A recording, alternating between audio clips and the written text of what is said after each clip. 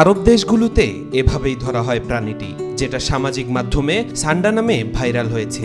আর কফিল বলা হয় আরাবিয়ান দেশগুলোর প্রতিষ্ঠানের মালিকদের। সান্ডা হলো আমাদের দেশের গুইসাপ প্রজাতির এক ধরনের প্রাণী। এই সান্ডার বিভিন্ন উপকারিতা থাকায় সৌদি কফিলরা এটাকে খেতে খুবই পছন্দ করে থাকে। কিন্তু গত কিছুদিন ধরে সোশ্যাল মিডিয়া ব্যবহারকারীরা এই কফিল ও সান্ডা নিয়ে বেশ শোরগোল শুরু করেছে।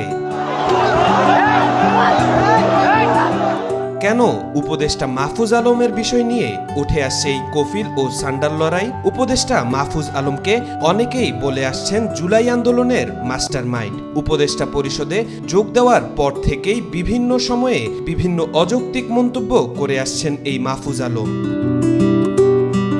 কিছুদিন আগেও এনসিপির নেতাকর্মীরা যমুনা ঘেরাও কর্মসূচি করে আসে আওয়ামী লীগ নিষিদ্ধ করার দাবি নিয়ে, এবং তাদের দাবি মেনেও নেয় বর্তমান সরকার। কিন্তু জগন্নাথ বিশ্ববিদ্যালয়ের শিক্ষার্থীরা তাদের ন্যায্য দাবি আদায়ের লক্ষ্যে যমুনা ঘেরাও কর্মসূচি পালন করতে গেলে হামলা করা হয় তাদের উপর।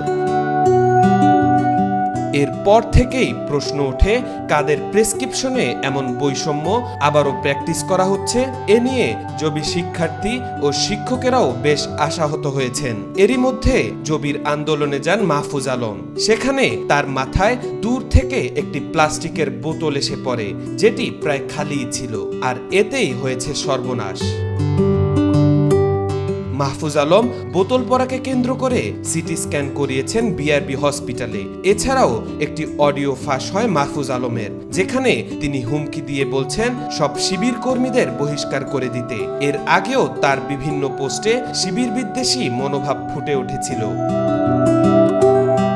এরপর থেকেই আলোচনায় আসে কফিল ও সান্ডার লড়াই। কফিল বলতে বর্তমান ক্ষমতাশীল সরকারের উপদেষ্টা মাহফুজ আলম ও সান্ডা বলতে আমজনতাকে বোঝানো হয়েছে। কফিল যেমন নিজের প্রয়োজনে সান্ডা ধরে খেয়ে থাকে, মাহফুজ আলমরাও নিজের প্রয়োজনে জনতাকে ব্যবহার করে আবার তাদের বিরুদ্ধেই কঠোর পদক্ষেপ নিচ্ছেন। তাওফিকুল ইসলাম, আজকাল।